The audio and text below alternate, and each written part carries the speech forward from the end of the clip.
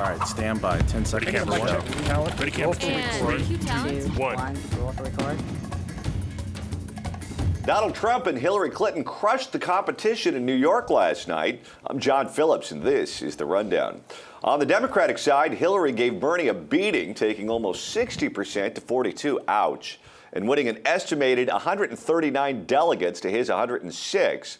Well, Hillary and Bernie split the white vote. Exit polls indicate Hillary won soundly among African Americans. Among Republicans, Donald Trump stomped his rivals with more than 60% of the vote. Rival John Kasich took the silver with about 25%, and Ted Cruz gets the bronze with 14%. Trump won the vast majority of the 95 delegates up for grabs, with John Kasich getting an estimated 3 and Ted Cruz zipola. Looking forward, the polls show Trump and Clinton both ahead in the states voting next on April 26th. Those states include Connecticut, Delaware, Maryland, Pennsylvania, and Rhode Island. We'll go over all those numbers in this week's edition of Poll Position, so be sure to check that out. So is Bernie done, or does he live to fight another day? And is it over for Ted Cruz, the last anti-Trump hope? And should Kasich stay in the race even though he's mathematically eliminated from winning the nomination outright? Is he just a Cruz spoiler at this point? To explore these questions and much, much more, we're joined from Dallas, Texas by our pal Scott Ott, author and political satirist, and here in very toasty Southern California, stand-up comic and PJTV contributor Stephen Cruiser. Let's start with the Democrats, because I think Bernie last night lost his last best hope at picking up a big state, a state that was voting after he just had a string of victories. He had all the momentum, all the wind at his back. He could have upset Hillary in her home state of New York. Didn't happen. Is it over for Bernie? I think with the superdelegate system, it was over for Bernie 7 months ago. But bless his heart, he keeps making life difficult for Hillary. And I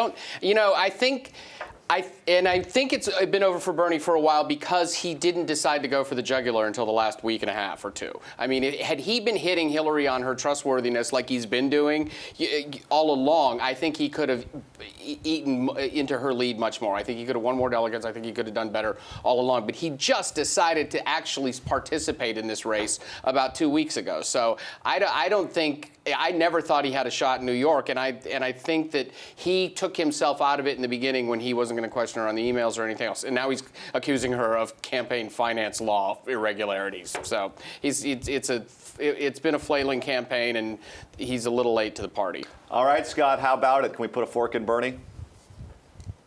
You know, if Bernie's done, it's not because of New York. I mean, what did you just say that delegate count was? 139 to 106, something like that? Clinton, Sanders coming out of New York? Forget about the percentage of the vote. As you know and I know, it's all about the delegates. So you may say that Bernie never had a chance, and maybe Bernie still doesn't have a chance, but if he came out with 106 delegates and there was only 24 between him and Hillary Clinton, or whatever that gap was, it sounded close, he's still alive. He can still play this thing out, and who knows? You know, why give up at this point? It costs him nothing to continue. He gets to parade around the country like a rock star, and he gets to put pressure on Hillary Clinton to move even further to the left, which I think was probably his ultimate goal when he first got into it. Never thought he would do this well, and he can still get that primetime shot during the Democrat National Convention. But if you're the underdog, at some point you have to win the road game. You have to win in a place where you're supposed to lose, and you've got to shock the world. He did that once before in Michigan. When he was supposed to lose Michigan, all the polls indicated that he was trailing, and he went in there and beat her there. I almost think he had to do it in New York because it is her home state. It's a state where she was elected statewide twice. She beat Barack Obama there in the 2008 Democratic primary. And if he were to beat her there, that would I think, changed the dynamic of the race. It was rough. He found the only 600 white people in America who were voting for Hillary Clinton. They all live in New York, so it was just a bad night for him that way because, you know, it's been you know we can dance around it all we want, but Bernie's been winning the predominantly white states, right? And Hillary's been winning places that have more ethnic diversity. So you're right. He has to go in somewhere and upset her, and I think his best shot were at home or would have been California. I don't know how that's going to play out here for them. I'm trying to think where else he could have. South Carolina, he made a little minor push there, but those were the places where he really needed to like flip the script on her a little bit. And again, I go back to this. You can't win the road game if you don't start playing until midway through the second half, though, and that's what he's done here. That's that's why he's in this position, and I can't stress that enough. I mean, he's going for the participation trophy now. He was proudly proclaiming last week, well, we've made her go to the left on a lot of issues, so pat him on the back, send him home, and then John Kasich will be her VP. All right, Scott, let's shift gears and talk about the Republicans for a second, because Donald Trump had a huge night. Everyone said the goal was to keep him under 50%, so that way the delegate math got a little messy for him. All the polls indicated he was going to come in north of 50%. Only a few indicated that he was going to hit 60%. He did hit 60%, and he cleaned up with delegates. Ted Cruz is coming out of the state of New York with no delegates at all. John Kasich actually is going to walk away with a couple. How big of a night was it for Donald Trump? I think it was important for Trump. I mean, obviously, you got to win your home state, although my understanding is he didn't win Manhattan, which is, I think, where he lives. But he did very well across the state. He got 90 or 91 delegates out of it. He shut out Ted Cruz. All of that bodes well for him. But a lot of the talk I'm hearing now is saying things like, it's now mathematically impossible for Ted Cruz to win on a first ballot. Well, that was true like a month ago. This is breaking news from back in, March or February sometime. What Cruz and Kasich still need to do is just hang in there and do all they can to deprive Donald Trump of delegates so that he doesn't waltz into Cleveland with 1,237. And if they can do that, then they open up all new options. And there's no reason for, there's no motivation for Kasich to get out of the race. In fact, I have a friend in Pennsylvania who is not a Kasich supporter, who would ordinarily vote for Ted Cruz, but he said because his congressional district is more likely to go Kasich than Cruz, he's going to vote for Kasich, essentially trying to, do a little Operation Chaos on Donald Trump. How bad is the narrative for Ted Cruz now? He not only didn't keep Donald Trump under 50%, but he came in third, and a distant third at that. When you look forward to Mid-Atlantic Tuesday, there are a lot of states that have the political profile or similar political profiles to New York. I could easily envision Ted Cruz coming in third in a place like Pennsylvania, Connecticut, Rhode Island. How does he take that narrative and turn it around and put some kind of positive spin on it?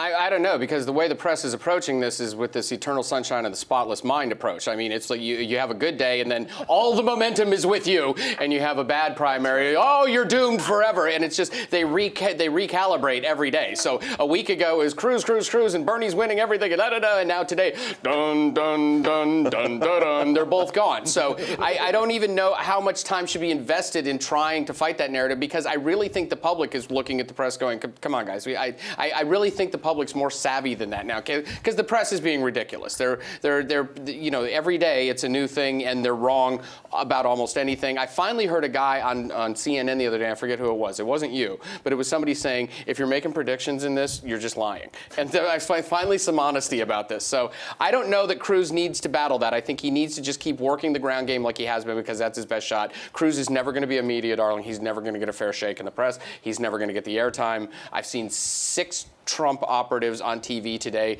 0 Cruz people. So that's he just needs to keep working the ground. But the way the Cruz people are talking, it looks like Indiana is the next state that they're really focusing on. Well, Indiana is deep into the calendar. There are a lot of states that vote before Indiana. Yeah, and you got to walk away with some delegates, some victories before that, don't you? Well, I mean, it bodes well for him because there are a lot of closed primaries coming up, and he does better in those. I mean, this is the only closed primary that Trump's going to run away with. Trump's an open primary guy, so that works for Ted too. But you asked me about the narrative. I don't know how much Ted can push back against that, because as we know, he's not the greatest guy on camera.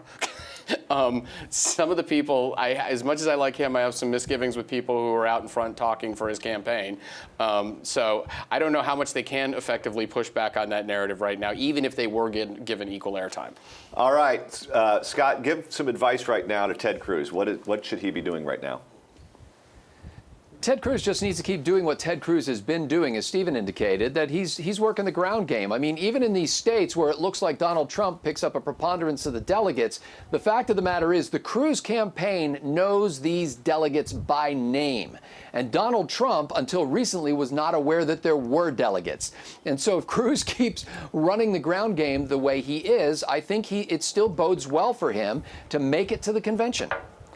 How does the nature of a brokered convention change if it looks like John Kasich is picking up some steam as the primaries come to a close? If he starts coming in second and he starts picking up delegates and he does better the last month or two of the election than Ted Cruz, does that give him a case to make at a brokered convention saying, look, I polled the best against Hillary Clinton in the general and I was catching fire at the end? Does that give him a second life? If it is brokered and not contested, I think if that is the scenario, the party will lean heavily on getting Kasich on the ticket in one of the two spots. I think they'll, because of the way he's polling against Hillary, because of the Ohio factor, I think that will definitely be the case.